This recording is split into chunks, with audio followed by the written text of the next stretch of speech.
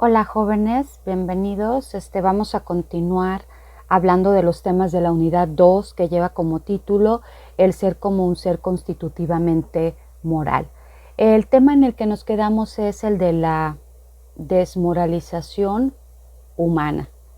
Para esto tenemos múltiples ejemplos. Lastimosamente vivimos en una sociedad muy violenta y entonces desde tiempos muy remotos hubo filósofos que trataron de explicar un poco o de hablar un poco sobre este proceso de deshumanizarse por voluntad, ¿no? Sabemos que hay personas que sienten agrado por causar daño o mal a otros. Entonces el tema comienza, lo amoral, lo inmoral y la desmoralización en el hombre se convierte en un abandono de esta posibilidad de llegar a ser cada vez más humano, es decir, me alejo de mi humanidad al comportarme de esa manera, me alejo de ser justo, de ser honesto, de ser libre, racional y todo aquello que nos da esta naturaleza estructuralmente moral, que era lo que comentábamos la sesión pasada. José Ortega y Gasset señala que la vida humana consiste en hacer, en qué hacer, ¿sí? Y entonces tiene acá todo este párrafo sobre la desmoralización que dice, me irrita este vocablo moral, me irrita porque en su uso y abuso tradicionales se entiende por moral no sé qué añadido de ornamento puesto a la vida y ser de un hombre o de un pueblo. Por eso yo prefiero que el lector lo entienda por lo que significa, no en la contraposición moral-inmoral, sino en el sentido que adquiere cuando de alguien se dice que está desmoralizado. Entonces, se advierte que la moral no es un performance suplementaria y lujosa que al hombre añade a su ser para obtener un premio, sino que es el mismo ser del hombre cuando está en su propio quicio y vital eficacia. Entonces, muchas veces usamos nuestros valores, nuestros principios como accesorios para vernos bien, para conveniencia. Y entonces José Ortega y Gasset le irrita esta manera de ver la moral, ¿sí? Y me encanta esta parte que dice el post-it, la solución o antítesis de esta desmoralización tiene que ser la moralización de la sociedad, de las instituciones que tenemos en nuestro país o en los diferentes países como ciudadanos, etcétera, etcétera. Pero primordialmente cierren el post-it diciendo, empieza por nosotros mismos. Y bueno, ¿cuántas veces no abrimos el periódico todos los días y vemos que hay una suma de eventos terribles que son desmoralizantes, como desapariciones forzadas, como asesinatos, como feminicidios, como infiltración del narcotráfico en la política, la corrupción en los gobiernos, etcétera, etcétera? Y son problemas sociales que nos desbordan, que nos llevan a tener problemas en nuestra calidad de vida. El siguiente tema es aspectos constitutivos de la personalidad moral y habla sobre etos, carácter y personalidad moral. Dice que la vida humana es moral por naturaleza, por lo que el hombre está irremediablemente emplazado a conducir su propia vida. La moral consiste no solo en ir haciendo mi propia vida, sino en cómo de hecho la he construido a partir de la incorporación de las posibilidades ya realizadas. Pues digamos que utilizan palabras más, palabras menos, pero hablan de que nosotros como personas vamos construyendo a través de qué, pues de nuestras decisiones y de las experiencias a las que nos han llevado esas decisiones, ¿sí? Y entonces habla un poco de la personalidad moral. Incorpora todos nuestros actos que vamos incluyendo en el trayecto de vida, lo que de suyo va quedando a medida que la vida pasa, es decir, nuestros hábitos, nuestras costumbres, nuestras virtudes, pero también los vicios. Y bueno, estos son aspectos que mencionan. A esta parte me interesa llegar. La diferencia entre temperamento y carácter es muy clara. El temperamento es como algo genético, son esas características de comportamiento innatas que tú ya traes en tu ADN, heredadas de tu padre, de tu madre o incluso de tus abuelos.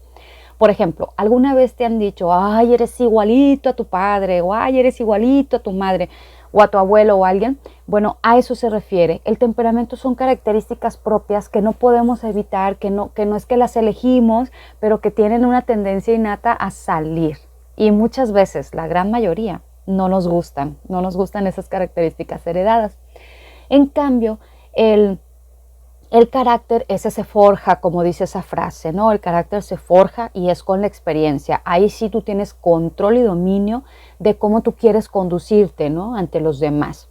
Entonces, pero vamos hablando un poquito más del temperamento y hay Erich Fromm que señala diferencias entre esto, carácter y temperamento, pero quiero que vean esta clasificación de Hipócrates de 4 tipos de temperamentos. Si te interesa ver en cuál estás tú, créeme que si pones un link en un Google, en un buscador, pones test de 4 temperamentos, te van a salir para que contestes en línea y te vayas ubicando si eres colérico, si eres flemático, si eres sanguíneo o melancólico. El colérico dice que somos personas poco tolerantes, me incluyo. Somos propensos al estrés, pero tenemos una voluntad firme estoica. Acuérdate los estoicos cuando hablábamos de la historia de la ética.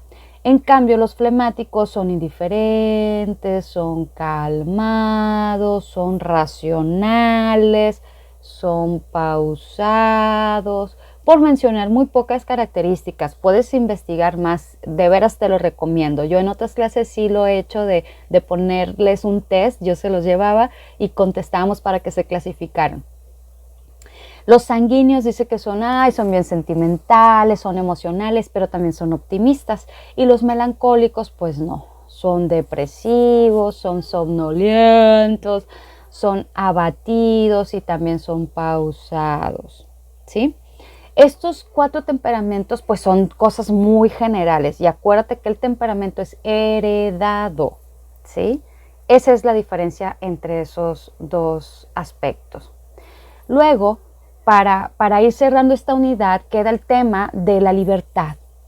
Pero no hay libertad si no va de la mano con la responsabilidad moral. Así se reflexiona en la ética. ¿Qué significa ser libre? Bueno, pues la RAE, la Real Academia Española de la Lengua, dice que es la facultad que tiene el hombre de obrar de una manera o de otra y de no obrar por lo que es responsable de sus actos. O sea, tiene que ver con que tú ejerzas, escojas, elijas, te inclines hacia algo y que solamente tú entiendas por qué y para qué. La libertad es la voluntad libre de la persona en su libre albedrío. Exige deliberación, posibilidad de rechazo o de asentimiento consciente.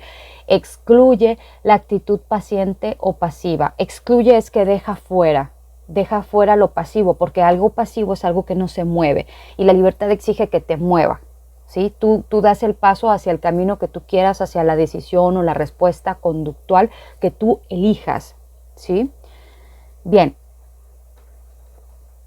¿qué más?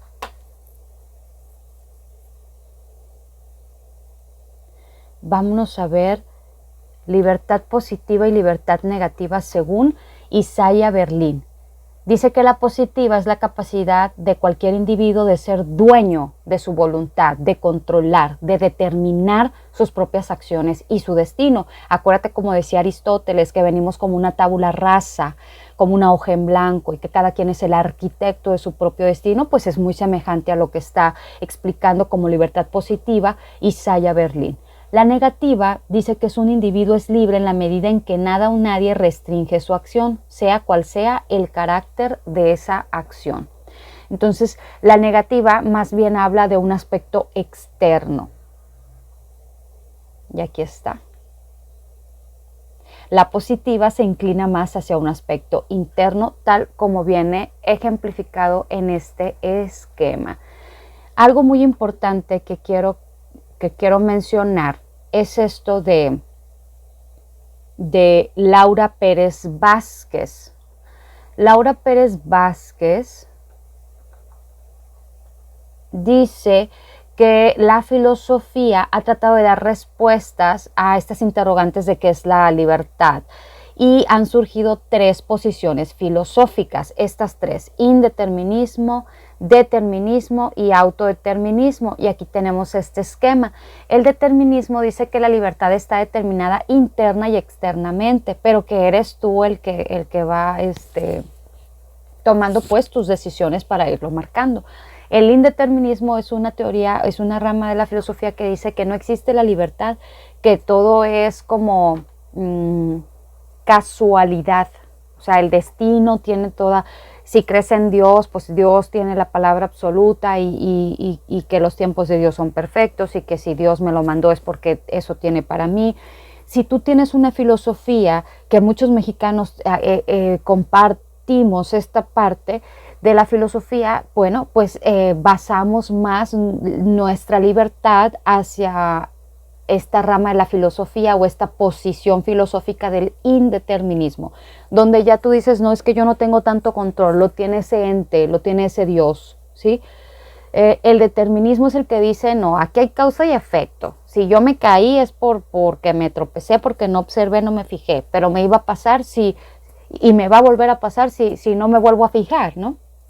En cambio, el autodeterminismo es esta posición que dice que la libertad la tiene el hombre en la mano y él dice hacia dónde va. Autodeterminismo, él tiene el control, ¿sí? No solo es causa y efecto, no solo es que el Dios o que la vida o que el universo, sino que es el hombre, ¿sí?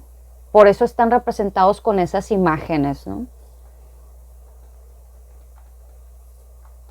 Y bueno, ya el siguiente tema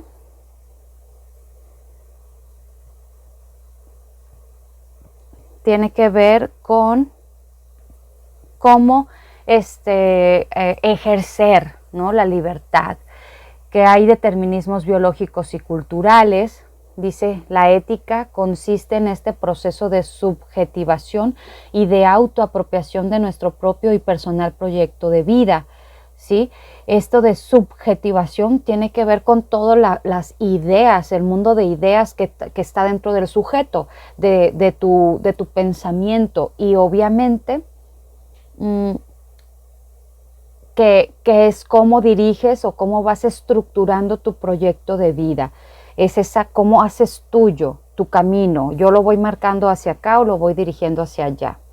La libertad como ejercicio de elección.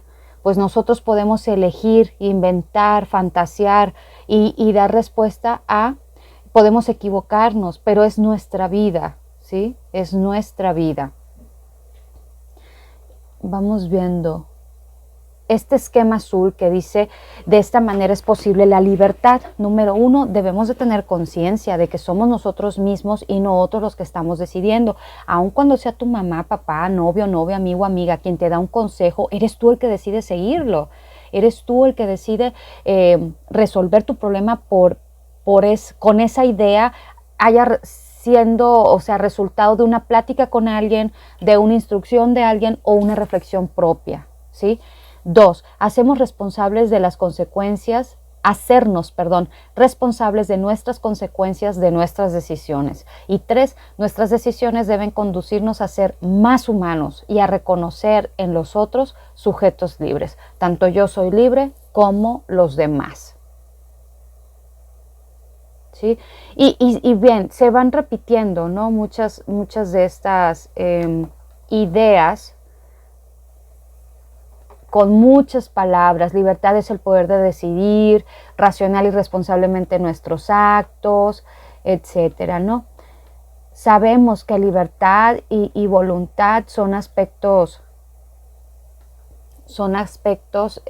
muy importantes. Bueno, aquí ya no puedo ver más imagen en el celular, pero tengo abierta mi computadora por la letra. Entonces, viene un esquema abajo sobre recordándote esta diferencia entre el comportamiento animal y el humano, como en el comportamiento animal no está biológicamente determinado, pero en el comportamiento humano dice el esquema que el hombre sí conduce por sí mismo su vida, el animal no, ¿sí? Ese es el esquema que hay abajo. Luego dice otro post-it: la libertad no es algo que pueda ser asociado con las costumbres, los hábitos y los caprichos. La libertad tú la ejerces porque tiene que estar bien enraizada a tus ideas, a tu manera de sentir, a tu manera de pensar y a tus sueños.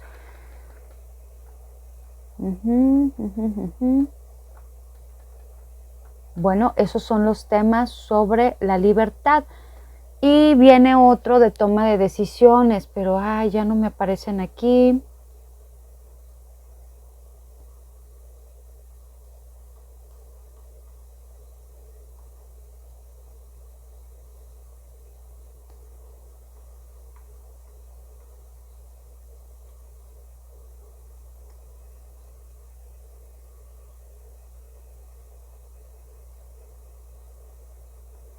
Bien, entonces, pero bueno, yo te lo comento.